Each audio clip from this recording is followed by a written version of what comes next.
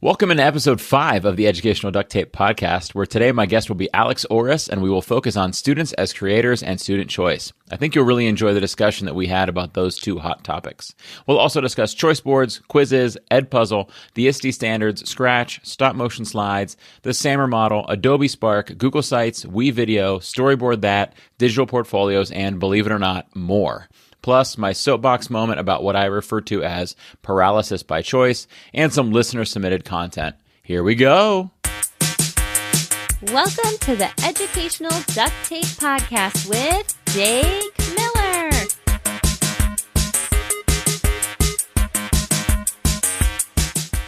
Howdy, duct tapers! I accidentally coined that name for this little show's PLN back in episode 3 and then abandoned it in episode 4 because I thought it was so ridiculous. But I heard from a number of you who told me that you're proud to proclaim your status as a duct taper. So again, howdy, duct tapers!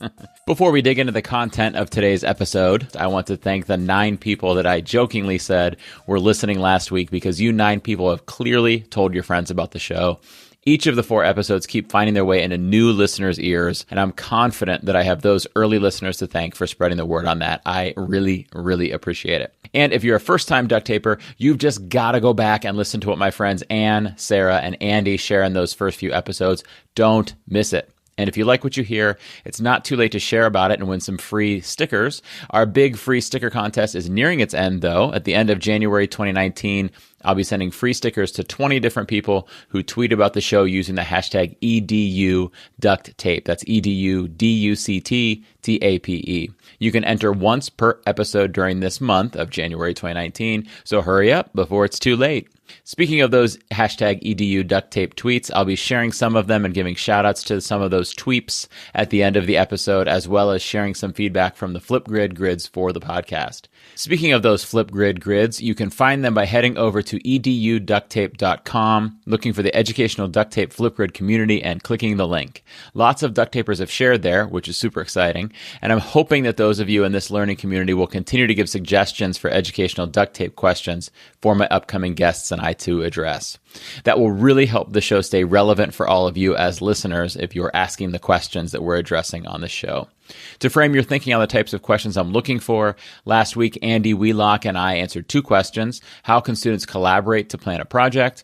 And how can we give students a unique and deeper understanding of historical events and locations? So jump over to eduducttape.com, look for the Educational Duct Tape Flipgrid community, click that link, and then select the Educational Duct Tape Questions grid. Be sure to tell us your name and where you're from, because if your question is good enough, I'll be using it in a future episode. Speaking of sharing them in episodes, we're going to do just that right now. One of my favorite things to see in those grids is for somebody to ask a question and then somebody else in our little duct taper community to answer that question. So we've got one of those situations right here. First up, we've got a question from Linda Hummer. Let's see what Linda's classroom-related query is. Hi, Jake. My name's Linda Hummer, and I am the Integration Specialist for Patrick Henry Local Schools located in Hamler, Ohio.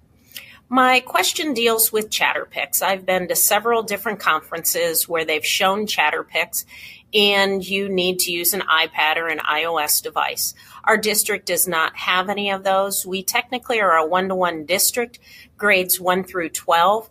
Grades 5 through 12 take the Chromebooks home. 1 through 4, they're kept in their classrooms, and kindergarten actually even has access to a few Chromebooks in their room. I've been searching to try and find something where you can take an image and then slit the mouth in and do the talking for it. My idea, I would like to have students either retell a story from a character's point of view or continue the story on past where it had been written. If you can let me know something that would work, I would really appreciate it. And by the way, I listened to your Educational Duct Tape podcast for the first time today and really enjoyed it. Keep up the great work. Thank you. So thank you to Linda for that question and the compliments there. Thanks for listening and participating there, Linda. So a really awesome thing happened before I even got the chance to listen to Linda's submission there on the Flipgrid. Somebody else in our duct taper community had already hopped on and answered her question. So let's hear the answer from Abby. Hey, Linda. I was going to try to give you one option that you could use instead of Chatterpix since you don't have the iPads. One option that is a web tool that could be used with Chromebooks is I can't even say it, blabberize.com. So blabber with I-Z-E at the end.com. And that's a pretty good substitute. Of course, I love me some Chatterpix. So a lot of times if my kids don't have the iPads or the phones, then I'll just let them all record on my phone and then share it with them in their Google Drive. And then they can put it in their slideshow or wherever else they want it to go. I hope that helps. So that's Abby Thomas from Alabama. You can find her on Twitter at Mrs. Tech Pig, and she answered that question so well that I don't really even need to follow up on it. I agree, Blabberize is probably the best option on Chromebooks. So when you ask these questions in the Flipgrid grid, sometimes I'll save them and hold them for me and a guest to talk about because it warrants a longer conversation, and other times it might be a really simple answer, and somebody on the grid might just answer it for you, and we'll just toss it in here just like that. Oh, sorry. Hold on. Let me just grab my soapbox from over here. Yeah. There we go. That's perfect. Climb up on there.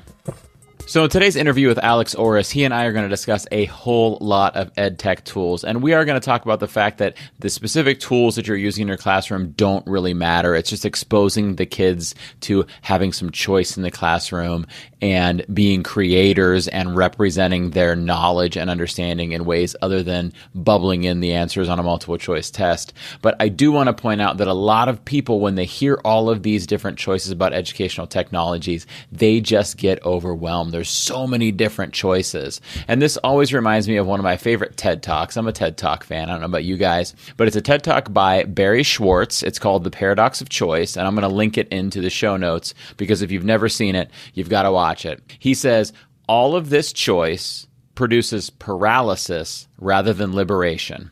With so many options to choose from, people find it very difficult to choose at all. I'm going to say that again. All of this choice produces paralysis rather than liberation. With so many options to choose from, people find it very difficult to choose at all. And again, that's Barry Schwartz. That's a TED Talk, The Paradox of Choice.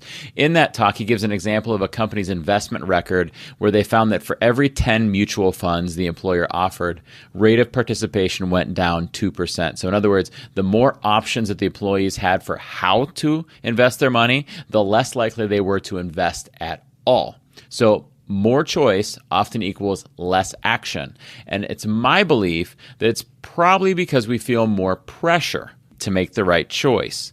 And I think the reason we feel that pressure is because we're worried we're going to get it wrong. What if I choose this mutual fund and my money doesn't grow the same way it would grow in another mutual fund? Well, better than not choosing a mutual fund at all, most likely. The same is true with educational technology tools. What if I choose the wrong educational technology tool? There is no such thing as the wrong educational technology tool. If you're using it with good, sound pedagogy and you're giving your students the opportunity to be creators and to be active learners, whatever educational technology tool you select is a good one. It's the right one, okay? And more importantly than that is the method and message of this educational duct tape protocol. The educational duct tape protocol says, view all of these educational tech tools and educational technology ideas that you're going to walk away from the show with, view them all as new tools in your toolbox. When the time comes, you need to focus on selecting the tool that meets the needs for the situation in your learning environment. And that's important. If you try to fix every problem that you have with duct tape or a hammer, it's not going to work well. So it's important to be aware of all of the tools that you have in your toolbox and then choose them accordingly. So thinking back to Linda's question earlier, maybe you have never heard of Chatterpix. So now if you have iPads in your classroom, you can go, okay, Chatterpix is a tool where you take a picture of somebody, you make the mouth move up and down, and you record what they're saying. Okay, I'm going to put that in my toolbox and take it back out when I need it. And then Abby told us on Chromebooks, you might just want to use Blabberize, does the same thing except on a Chromebook. So now you could put those two things in your toolbox, and when you get to that lesson where you're talking about famous presidents, you could take some pictures of those presidents and have your kids record the president describing their life in Chatterpix or Blabberize. Again, they are tools in your toolbox, and you pull them out when they meet that need. So don't be paralyzed by the number of choices that you have. Barry Schwartz in that TED Talk, one of my favorite parts of it, he talks about being in the salad dressing aisle and being overwhelmed by all the different kinds of salad dressing. And we could feel that way with educational technology too. do, but don't feel overwhelmed by them. Take them all and put them into your toolbox and pull them back out when you need them, okay? Put that ranch dressing in there. You know what? Probably refrigerate that ranch dressing. You know what? I've gotten a little off topic here. Maybe we should just move on to our guest now. Two quick notes before I welcome Alex in. First of all, this is the longest interview I've had on the podcast so far, and I think that's totally great. My philosophy, which I've heard from another podcast, is there's no such thing as too long. There's just too boring. So I always tell our guests we will talk for as long as it is interesting. And you know what, folks? It is interesting the whole time. So it goes a little bit long, but I think you're going to love it. Second, just in case you don't make it through the whole interview in time, Alex does have a request for our listeners that is time sensitive. They've entered what's called the Follett Challenge with a video that is a rocking awesome video. He's going to describe it towards the end of the podcast, but there's a link to it in the show notes. So if you want to, and if you wouldn't mind, jump to that link in there and give him a vote. But you'll hear more about it during the show. Today's guest. All right, today's guest is Alex Oris. Alex is a Google for Education certified trainer and has been a technology integration specialist for Cuyahoga Falls City Schools in Northeast Ohio since 2015. He strives to share resources and model technological strategies to engage learners with authentic lessons and continuously provide support and professional development to his teachers. You could follow Alex on Twitter at Mr. Oris Tech. That's MRORIS Tech, TECH, or MrOrisTech.com, or reach out to him at MrOrisTech@gmail.com. Alex, thanks for being here today. Oh, Jake, thanks for having me. It's a pleasure. Yeah, it's great. So Alex and I have known each other for a couple of years by seeing each other in our tech conferences in and around Ohio. So it's nice to have Alex on to share with you guys today here on the podcast. Thanks, Jake. Okay, so Alex, we're going to start with one of my favorite games to play on the Educational Duct Tape podcast, which for copyright reasons I can't use the real name. So we're going to play a quick game of which of these things do you consider to be less torturous? Which of these things do you consider to be less torturous? Okay. Are you in? I'm in. Let's do it. Okay. So first up, I've got a full disclosure. I came up with this one here. Actually, my sister shared this first one with me. We were at the Kalahari Water Park having dinner. My sister, my wife, and my 3 kids, and we were playing which of these things do you consider to be less torturous at dinner because the kids were getting a little bit restless. And my sister asked this one, so I'm curious to hear what your answer to this one is. All right. Which of these things do you consider to be less torturous? Having a bicycle or horse legs for the lower half of your body? Less torturous? Yeah. All right. I'm going to go with a bicycle. Okay. I like to maneuver in and out of small spaces anyway. So, getting around, I think having 4 horse legs might be problematic, but maybe a bicycle, I can get around quicker and faster and easier. What if it was 2 horse legs? I don't know. I'll go with the bicycle. Bicycle. Yeah. I think you could probably cover more ground if you had a bicycle for legs. Yeah. I'd be worried about rust, right? That's true. That's true. You'd be like a mythical creature, though, if you had horse legs. I'm not sure which one's better to go with here. I don't know. That's an interesting one. On par with the one from episode 2 with Ann Radefeld, where he talked about the horse tail or the unicorn horn. I think maybe I should go with 2 horse legs so I can just cover them up with my pants. Maybe there you go. I don't know. Yeah, because you can hide the horse tail. Can't cover up that bicycle. No. But I do think I'd be pretty cool if I had bicycle legs. I don't know. Not bicycle legs, bicycle wheels. Okay. Let's ease our way into the educational technology here with the next one. Right. So which of these things do you consider to be less torturous? Sending an embarrassing accidental reply all. So you meant to reply to one specific person and you accidentally replied all. Or having to post all of your pictures as screenshots. And what I mean here is it drives me crazy. It's one of my pet peeves when somebody posts a picture like on Facebook and it's a screenshot of a picture. Ooh. I'm like, just save the picture and then post the picture. Stop taking a screenshot of a picture. So I have to see what battery level you had when you posted this. Yeah, that's true. Just post the picture. Okay, so which of these things is less torturous? Sending that accidental reply all or posting all of your pictures for the rest of your life as screenshots instead of as pictures? Okay, so since you say for the rest of my life, I'll choose one embarrassing accidental reply all. Because it sounds to me like that's not an all the time thing. Like, I hate when people do reply alls when it's not intended because we know how flooded our inbox has already become. Right. But if it's just once, then I can use it as a teachable moment. And I actually can send a screenshot of, you might want to change reply all to reply. Yeah. So don't do what I did. Right. Now, what if the original email was from an administrator and it was going to the whole building and you accidentally replied all with something about what the administrator said?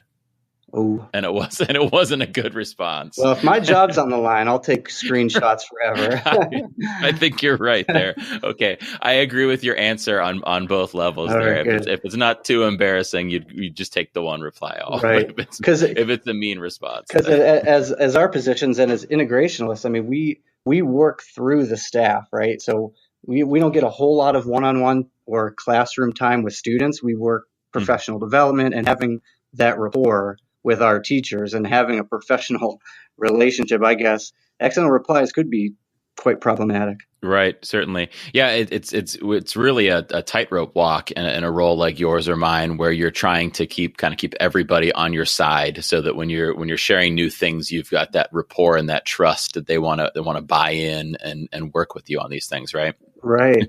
Right. Yeah, especially, I mean, my position too, it's part professional development for teachers, but it's also part making sure our students are, increasing their technological skill. Right. So we have to make sure our teachers are using tech appropriately, so that our students are learning those 21st century skills within the content. So yes, it is. It's very, very tightrope to walk, and Yeah, that accidental reply all might kill some rapport there. So we gotta be careful there. Relationships and rapport is huge. That is the truth. Relationships, rapport, and trust.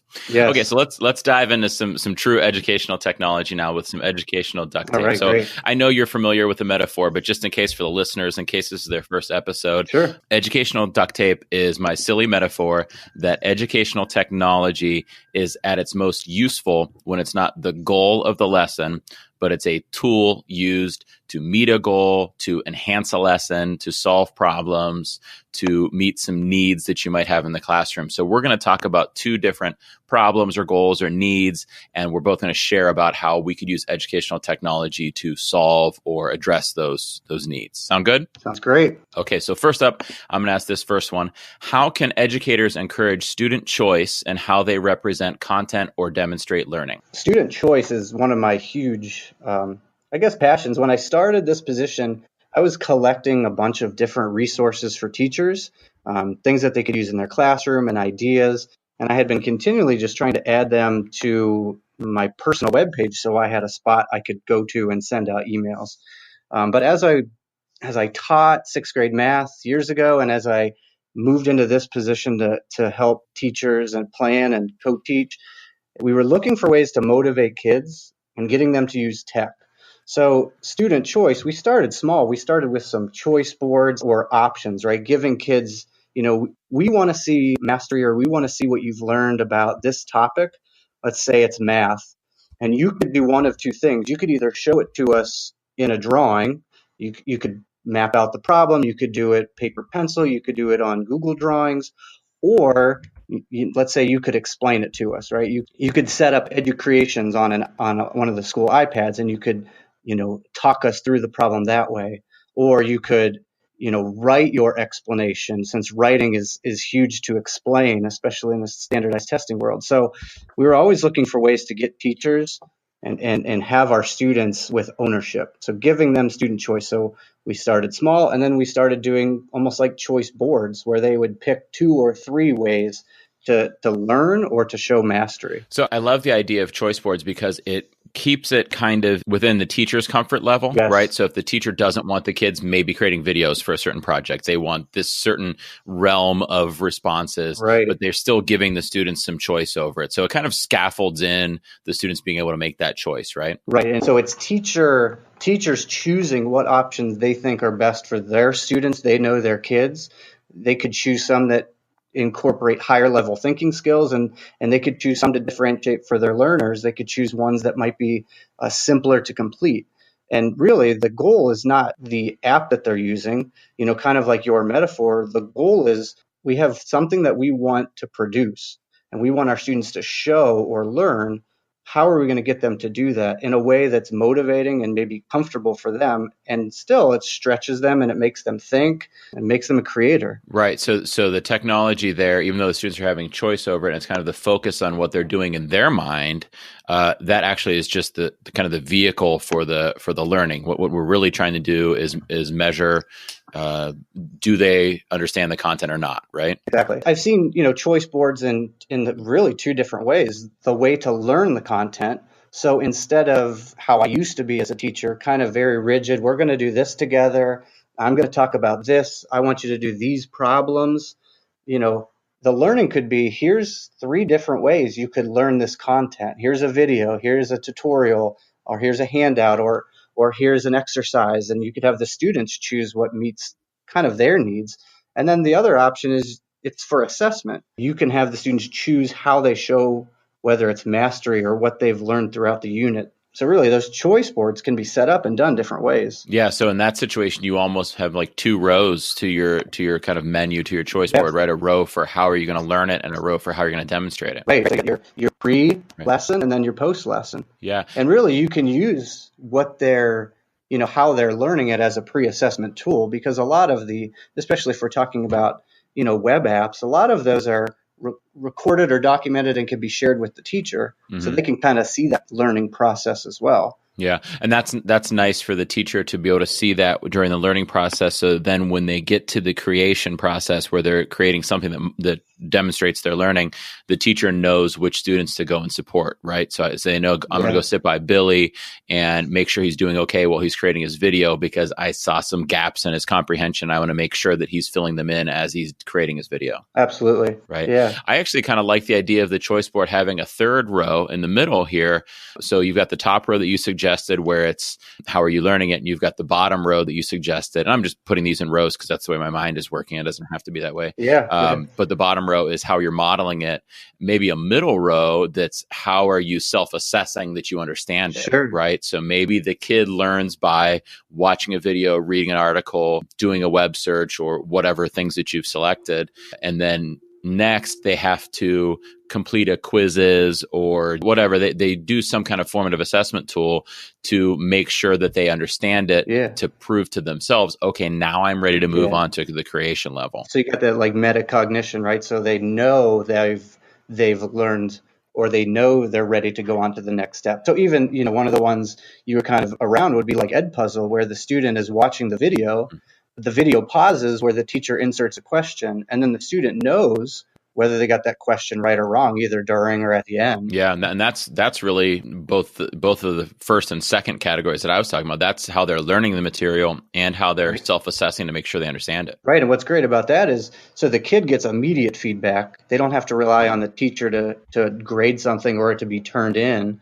And the teacher gets that formative assessment data because they can have that record through EdPuzzle or through whatever formative assessment tool you're using of where their learners might be struggling. Right. I love that. That's great stuff. That's really good.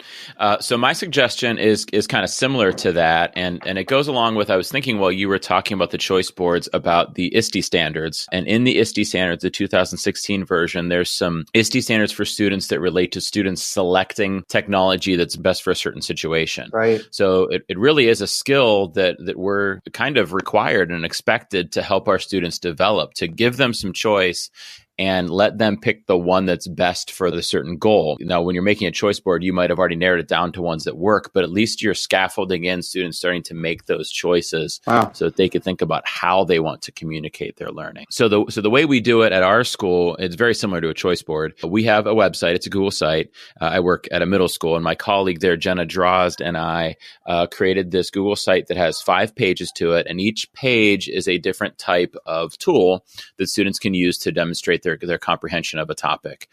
So one page is animations, one page is videos, one page is infographics, one page is presentations, and one page is virtual storyboards.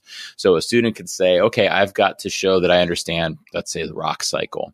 So I'm going to look through these different things and decide which one is best for me to use. So maybe the student says, I think this would be best demonstrated in the animation, let's say. So they go to the animations page, and on the animation page is different animation tools that we have pre-selected to be appropriate for our students. So that means that number one, we think it's appropriate age level. Number two, it's safe for the students based on whatever our privacy things are in our school. It meets our filter expectations and things like that. So it's a safe tool to use, and we think it's a good tool for them to use. So let's say they get to the animations page, and let's say it lists stop motion slides, it lists programming animations in Scratch, it lists creating animations in Powtoon, and a couple other tools that we've approved. Love it. And then what we've put on there is a GIF for each. Of course, I'm using a GIF, right? Oh, yeah. So we have a GIF for each that models to the kids what that tool does. So we know the kid's not going to read, stop motion slides is where you take a Google Slides project and you make every slide incrementally different so it creates stop motion.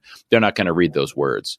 So what we've done is we've created a GIF that shows that so they can look and they say, each slide's a little bit different. And when I click through it, it looks like an animation. That looks like fun. Or that doesn't look like fun. I don't want to do that. I want to do this one. Yeah. And so then once they select the tool they want to use, we've linked in some tutorials for each one that they can go to view to learn how to do it. Now, those tutorials are all created by us.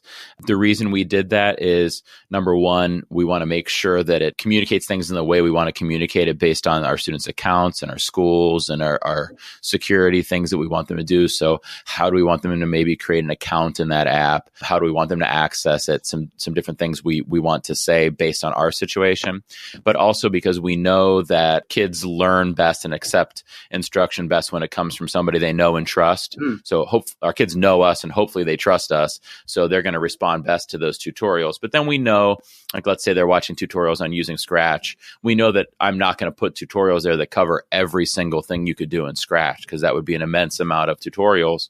Then we know that from there, they might go off on YouTube and find some stuff, which is great. We encourage that. Yeah. So it kind of brings them into that. Well, that's an awesome idea. Yeah. So is that a site that you give to your kids or to your teachers or both? Well, we've linked it to, like, on our kids' homepage so that they have access to it. But the expectation is they go to it when a teacher tells them to go to it. Gotcha. So the teacher says, okay, this is our learning goal for today.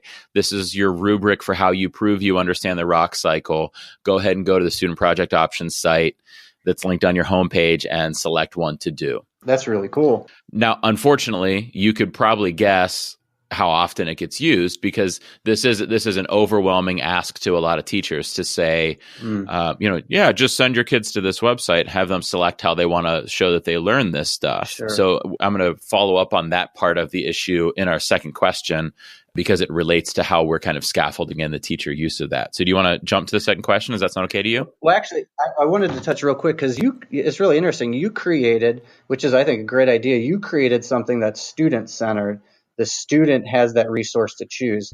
And see, I did actually something a little different. I created something for our teachers as like a springboard. So, I talked earlier, I was when I started this position and even before, I was trying to gather resources that I might use in my classroom or that I would share. So after I had a bunch, I started thinking about, well, when do I use certain apps? Kind of like you have your 5 pages. I was thinking about, well, these apps or these web apps I kind of use for recording or podcasting or giving presentations. And these ones, as you said, are like for animations. And then I was kind of thinking in the terms of when I was in school, I was learning a lot about the SAMR model. So if anybody's not familiar with SAMR, it's basically taking something that you do already. And if you're going to use technology, the real reason you're going to use it. So SAMR stands for, are you going to use substitution? For instance, if you're just writing paper, if you just use technology to type that paper in, let's say, Google Docs, you're just substituting tech. And that's not very high level thinking for students. And it doesn't really engage their minds. Let's even up Bloom's taxonomy. But if you can use technology to go up to so it's SAMR, S-A is for augment. If you could change it in somehow where, a simple Google Doc, just typing, well, if you add a layer to Google Docs, let's say you then have your students share it with a partner. Well, now you've changed that assignment just a little bit, and you've kind of moved up that SAMR model. You've moved it up to a higher level thinking skill. And even further, let's say you go to M, which is for modification. Then maybe you can have them comment back to each other, use the comment screen or the comment tab on Google Docs. And now we've kind of taken that handwritten paper and we've used tech not just for substitution, but to improve that process, to make it more higher level thinking skills. And then I know one of your episodes, episode 3, she talks about peer grade. And to me, that's like redefinition. That's taking that original handwritten paper and moving it up the SAMR model from substitution to augmentation through modification, even to redefinition, and to do it in such a way that was previously like unheard of. So what I created is like a choice board for teachers. And what it does is I kind of put them in a spot on the grid that I thought made sense for a new teacher or somebody who was looking at it and looking for different ways to use tech in their classroom, knowing that it's not just the app or the web app that causes it to be redefinition or modification, it's the use, right? So I know speech is one that we talk about a lot, and that's in your podcast too. So, just giving a speech, but just recording it with a webcam or a web microphone, that's substitution. But if you were to use Screencastify and show what you're talking about, or WeVideo to create, you're moving up that ladder, and it's about the use of the app. So I kind of took it as, all right, our teachers are looking for new ways to use tech in their classroom, and we want the students to grow in their tech skill. Well, maybe for our teachers, if we gave them a grid or somewhere to start and say, okay, I'm going to give my students these choices to create a drawing. They could either use Canva, they could use Google Drawings, or they could use Storyboard that. And each one of them, based on their use, could kind of use higher level thinking skills. Mm-hmm. Yeah, I like this a lot. I like the way you're explaining it, because you and I have talked about this before, and we've had some kind of collegial debates about this it's because of exactly what you're saying. Actually, you're doing your side of the debate and my side of the debate right there, which is great. So it's not a debate anymore. But yeah, well, I've learned from you too. I didn't want to box these things in. Right. Well, you're building in the knowledge for the teachers. It's almost like you're giving the teachers professional development when you hand this to them, because you're saying, okay, I'm making this convenient for you to say, okay, I'm working with this skill and I don't want to be at just substitution level. I want to go as high as I can. Okay, here's a modification or redefinition that I could use.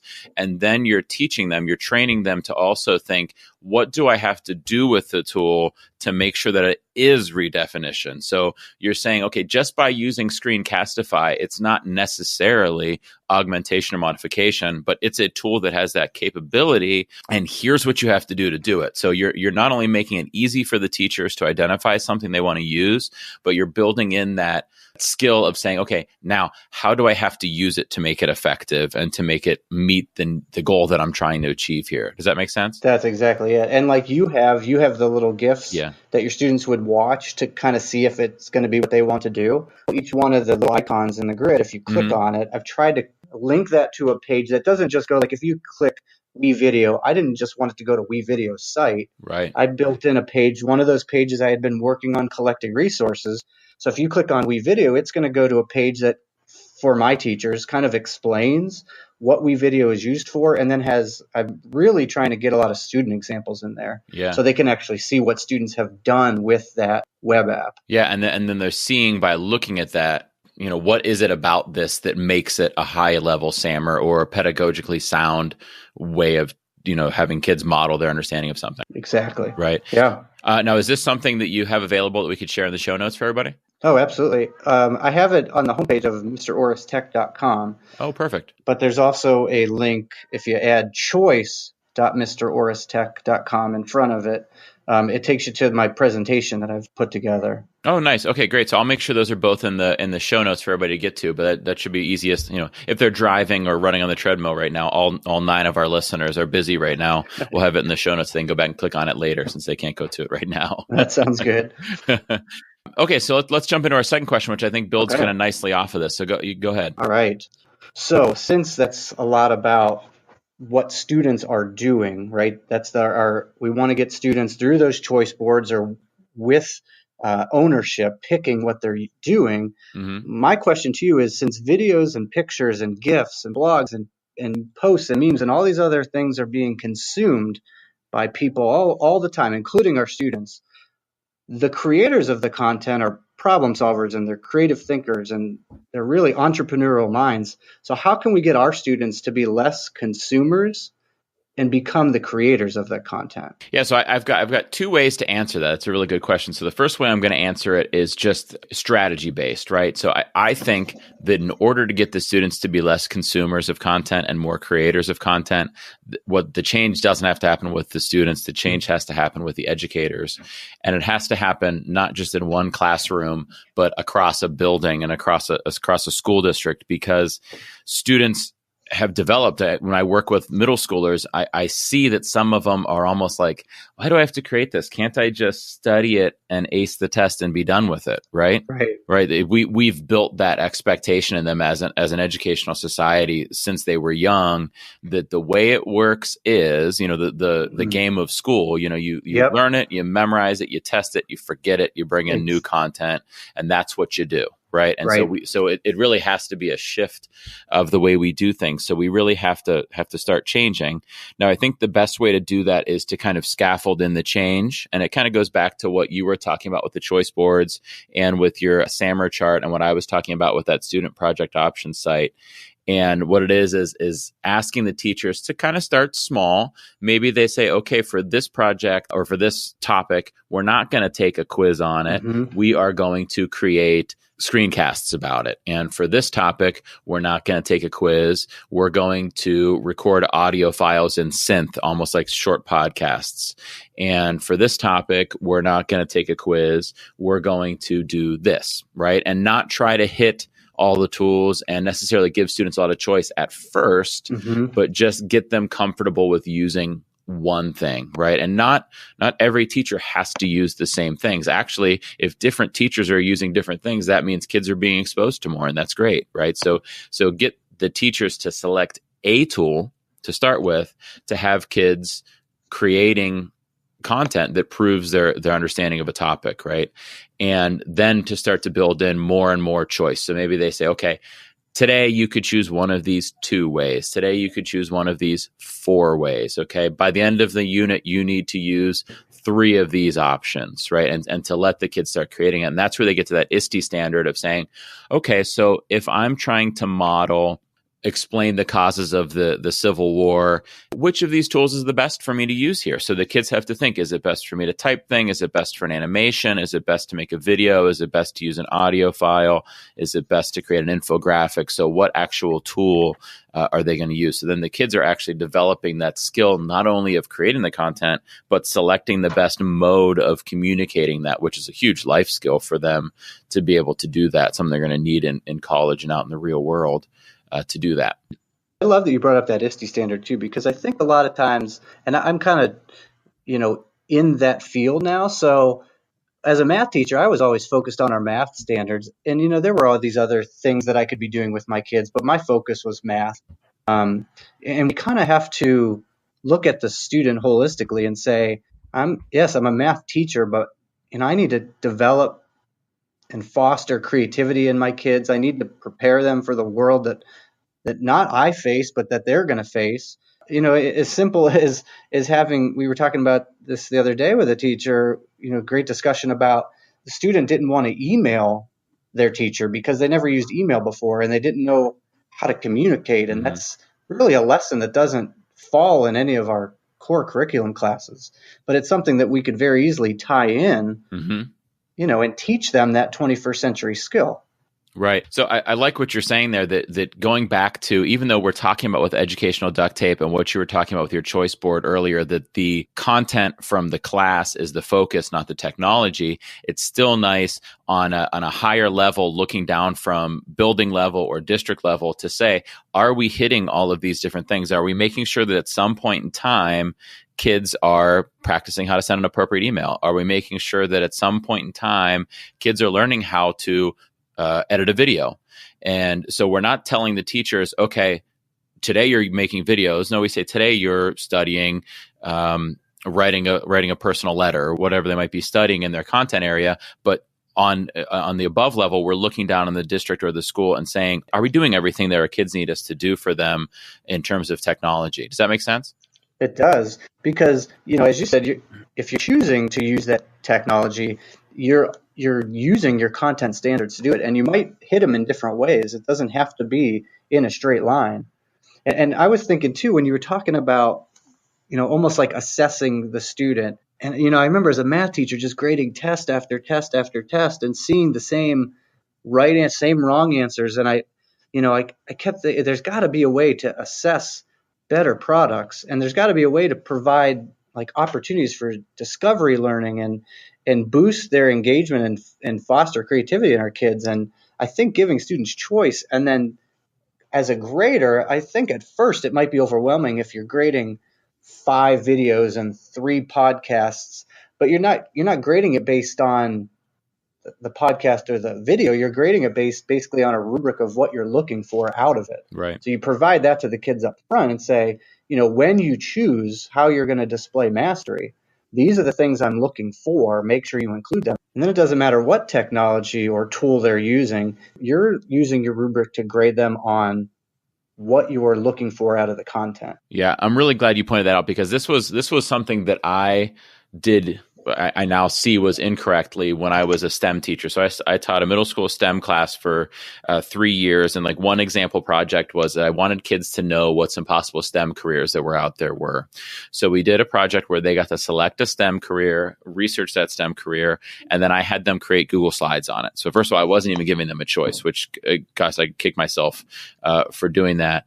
But then also my rubric was about what did they have on the first slide, what did they have on the second slide, what did they have on the third slide. So it was like if you put a picture and 2 bullet points and on this slide, you got 3 points for that slide. And why was I grading them based on what they did in the slideshow and whether they could follow your rule or not, basically, right? Oh my gosh, yeah, I was grading them based on how compliant they were. Exactly. Yeah, that's right. I wasn't grading them. That's kind of meta to notice that about something I was doing and be like, Jake, come on, do better, buddy. I know. I was the same exact way. And the other thing, it's kind of a side note, but it's really, I don't know if there's research out there. I should probably look into this. But my personal observation and personal research, I guess, would say it's when you give an assignment, no matter what class you're teaching or what grade level, what's the completion percentage like? Like a normal assignment, you do a paper on time, how much, and what's the quality too, but how much of that are you actually getting back?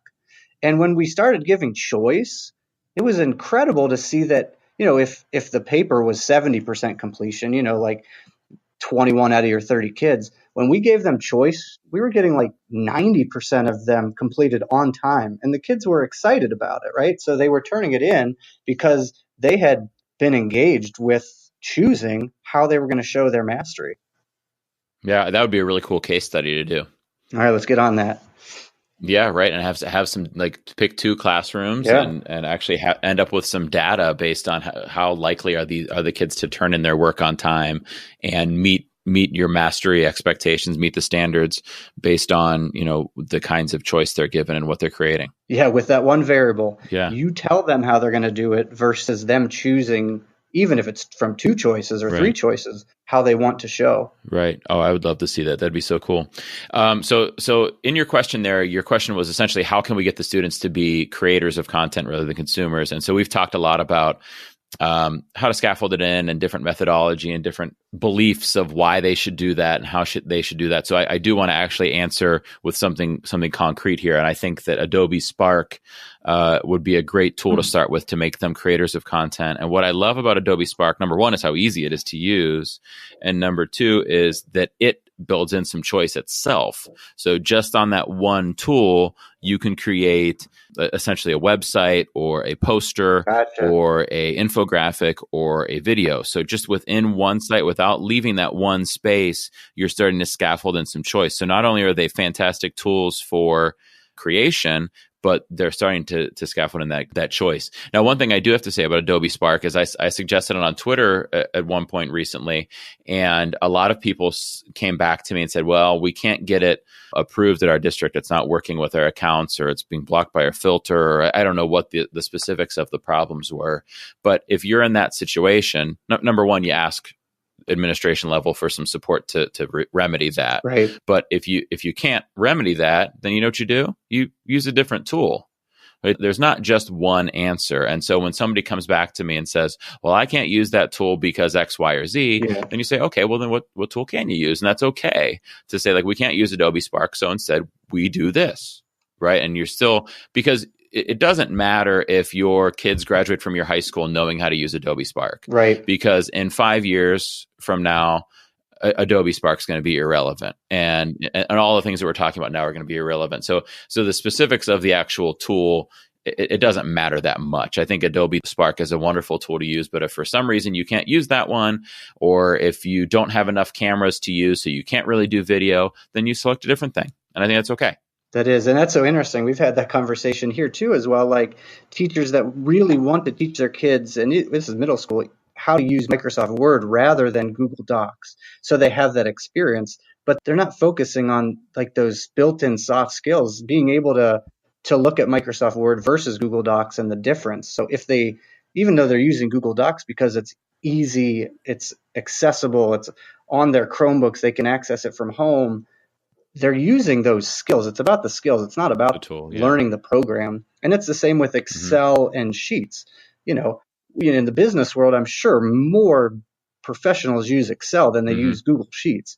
But if our students are learning how to use Google Sheets and it as a tool, not just the application itself, but how to use formatting and how to use formulas and everything that can be transferable to other programs. Yeah. Well, you look at us, right? So both of us went to school and went to college and it kind of grew up during a time when we were using the Microsoft suite of tools, right?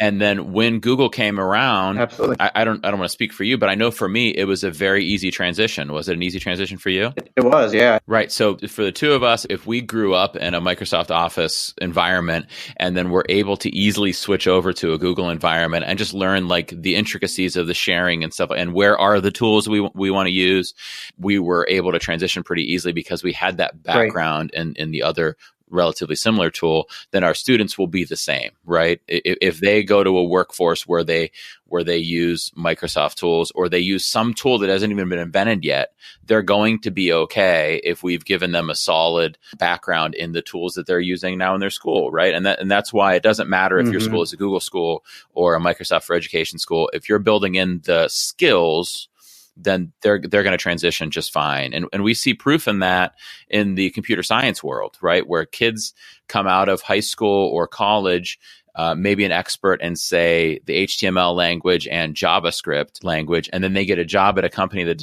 develops iOS, Apple apps and uses Swift. Maybe they don't know Swift. Well, they could pick that up in a couple of days because they have a background in learning coding language and using coding language. The skills are the same. It's the syntax that changes, and kids can easily transition, right? That's absolutely right, because it's about the skill, not about the tool. Right. And that's really kind of what consumers versus creators is. I mean, it's kind of a good paradox for it, because consumers, they just continue on. They use what's there. They don't take it to the next level to create their own. And really, our kids are going to be the ones that are creating what beats out Microsoft or beats out Google Docs, the next things. Right. Right. So it's our job to make them creators. It is. So we talked about Google a lot. I use Google Sites a lot for student publishing, even if it's within our own district. But it's kind of a way to get kids to, one, they could use it as an e-portfolio to reflect on their learning, to show their learning progression, to kind of, I talk about a resume and how a resume says what you can do, but an e-portfolio shows what students can do. It shows their writing and it shows their creations. And also it allows you to tie in on a site a lot of outside web apps. So it doesn't have to be all of their writing in Google Docs and all of their drawings and all of their presentations in Google Slides. They could take things that they did in WeVideo, or we kind of mentioned Storyboard that and using it to create like a comic strip, and that can be embedded in a Google site. So they can actually use that to collect and share what they've been learning, whether it's just to their teacher or for themselves or for like a student-led parent-teacher conference. Yeah, so everybody has the same space to collect everything, but the things that they're making show more choice, right? Exactly. And the design features in Google Sites, which can be limiting, but at least it gives students, to learn how to do a header. And when you change the footer, it changes on every single page, and theming and being able to set it up so that it's easy to read. So those little things, because, our students, if they're going to run their own business or become web designers, those are little things that now we can help them prepare their future for. Right. It's funny hearing you say about changing the footer on one page, changes on the other pages. I had a student come to me recently who was making a Google site for a class, and he said, Mr. Miller, every time I type on this page, it changes it on that page. And I was like totally flummoxed. I'm like, what is happening here? I've never seen that happen on Google Sites. And I had him create a new page and type into the new page and then check the other page. And sure enough, it changed there. And then I tried it on my own website and I was like, no, it's not happening to me. I don't know what's happening. And then the period ended and the kid had to go. And I said, okay, let's meet tomorrow or whatever and try to resolve this. And the kid, I passed him in the hallway an hour or so later, and he said, I figured it out. I was typing in the footer. I was like, ah. But isn't it, I love when our students come to us with the problem solved. Right. Right. Like when they stump us with questions and they figure it out. Yeah. When I told the kid, I said, thanks for persevering and not just leaving that in my hands and taking some responsibility for the issue and trying to resolve it. Yeah. And I love too Google Sites because we did it in a science class and we brought up the concept of world problem solvers, and they got in groups, and every group created they addressed a topic like global warming, and they put their findings and their research and what they created on one part of the site.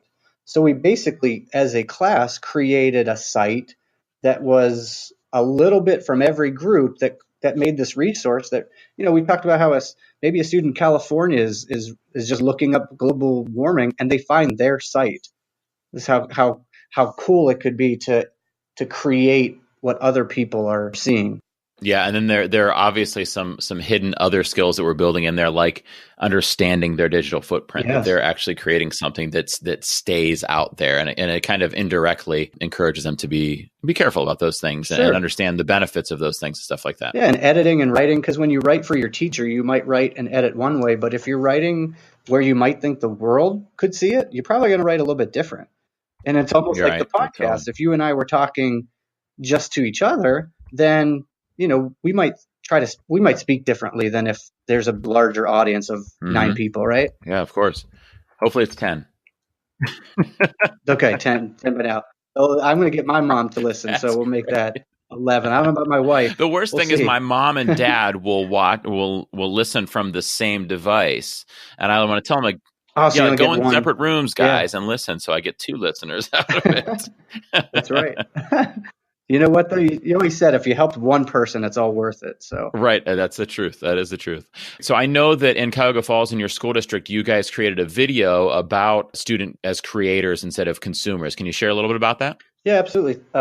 We submitted a proposal and a video to the Follett Challenge, and the Follett Challenge accepted our video, and it's up for public vote. So hopefully we can put a link in the show notes so people can see it. But basically, it's showing our students being creators. And the idea was, we've got students who are writing their own music, and we've got students who are, in the robotics club programming and learning computer science with Spheros.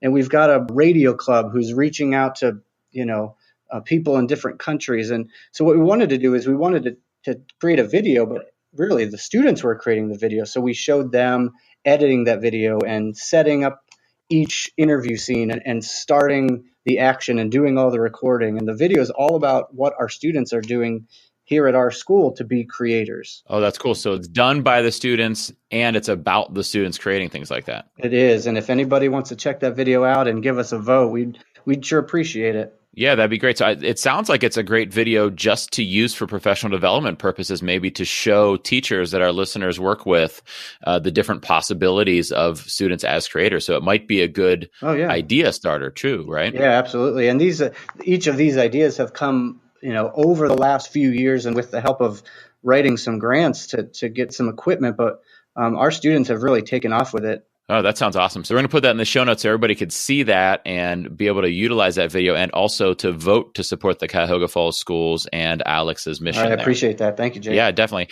So lots of good ideas coming from Alex. I'm sure everybody's enjoyed it. So again, Alex, can you tell them where they can find you and reach out to you and connect with you? Sure. So they can see what you guys are doing there in your district. Sure. So social media, my follow is at Mr. Oris Tech. And I have a small webpage I created for teachers in our district. It's mroristech.com.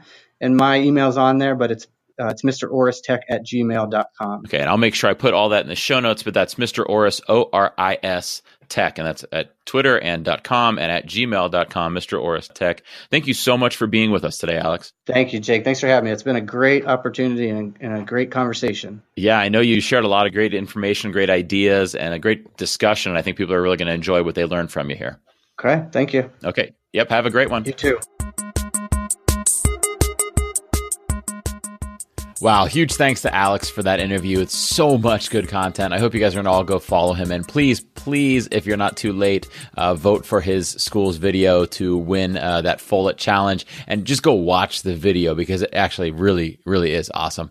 Let's jump on now to some of your feedback and some of your submissions. First, on Twitter with the hashtag EDUDuctTape, I want to share some of my favorite tweets from the last week and then give some shout outs to some other tweeps that use the hashtag. First up, Dan Stitzel, that's at Mr._Stitzel, pointed out that he tried out Peer Grade after hearing Sarah Rivera talk about it last week, and he said, what an awesome tool. So it went well for him. So if you haven't tried out Peer Grade, Dan says it is worth trying.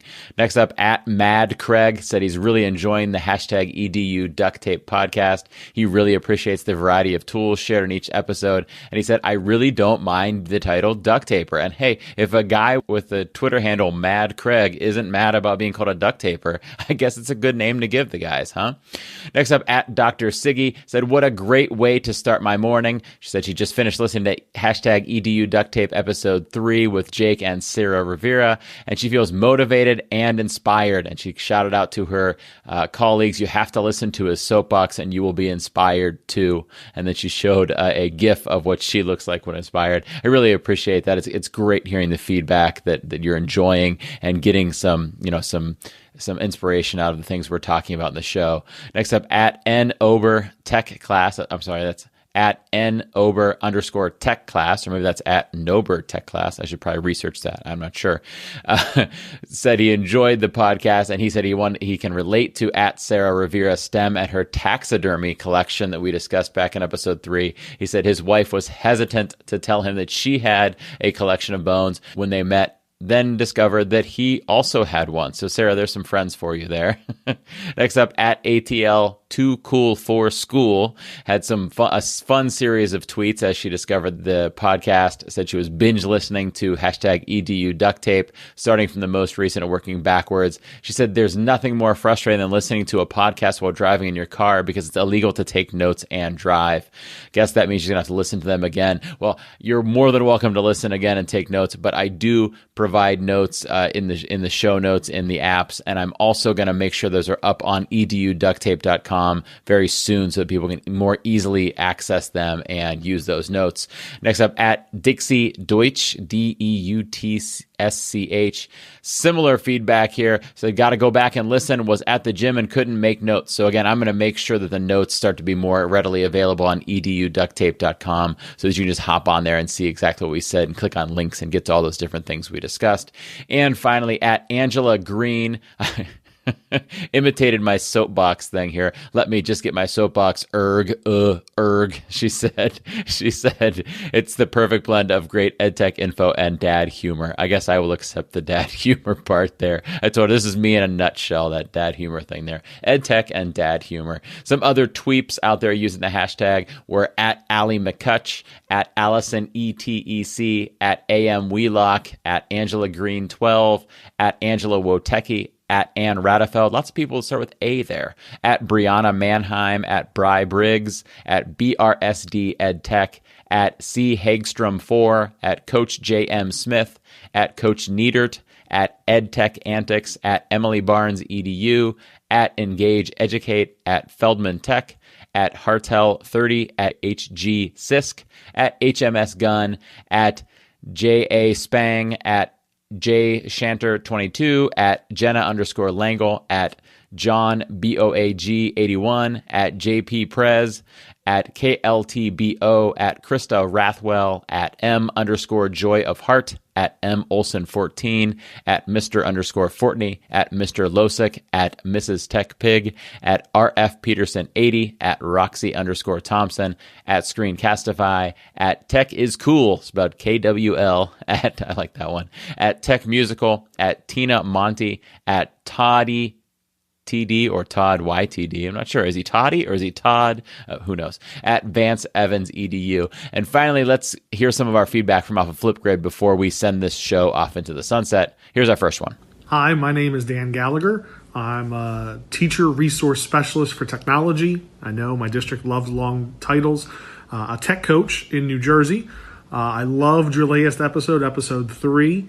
Of Edu Duct Tape, where you had your soapbox, and it kind of resonated with me because I kind of had a similar story where I started out in my district. I went to a PD.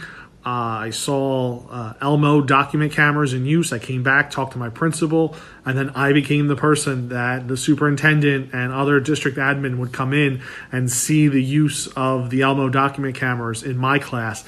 And the next thing you know, every elementary classroom had an Elmo document camera in there. So I really love how your podcast, you're sharing those experiences, which, you know, are similar with experiences I've had and bring back good memories, are great different tech tips and ways that we can continue to push the movement to integrate technology effectively and meaningfully in classrooms. So thank you. Well, thank you very much for that, Dan. Well, if you're not having a good enough day already and this hasn't left you leaving inspired enough to be an educator, I am going to send you off after this long episode with a ball of excitement and enjoy that is Manny Curiel at Tech Coach Manny from down in Texas. This is me signing off. I'm going to let Manny take it from here. Hey Jake, this is Manny from Houston, Texas. I work at Sci-Fair ISTE, and I'm an instructional technology coach. You got me into podcasting. It is awesome. So instead of listening to music throughout, my commute, I just play on a podcast, and I learn, on the way. I've turned my teachers into podcasters now. I have a few who's like, this is really cool. So now let's get some students to record some podcasts and share their learning and this and that. So that'll be really cool. I love the music from the 80s. This is like press start. It's really cool. I really enjoy learning, and I cannot wait to hear more. You can find me on Twitter at TechCoachManny.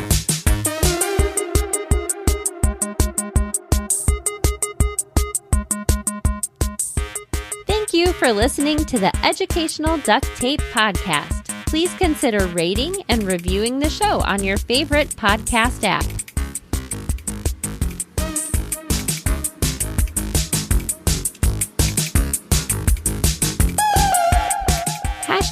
#EduDuctTape.